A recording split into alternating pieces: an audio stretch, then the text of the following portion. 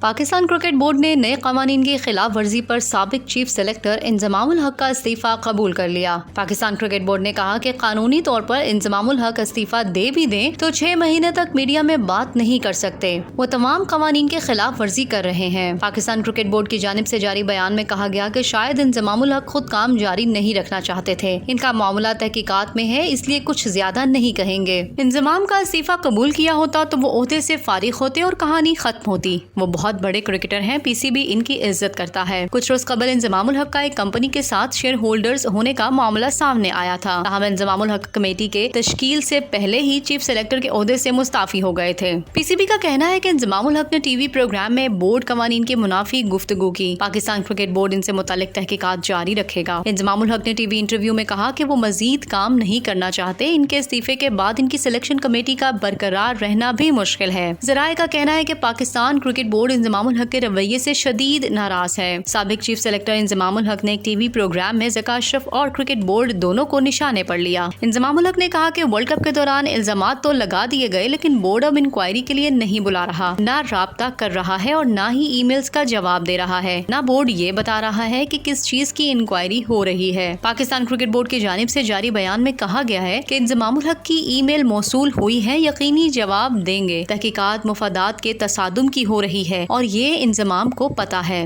تمام تحقیقات مکمل ہونے پر ان کو بتایا جائے گا اور انہیں بلایا بھی جائے گا۔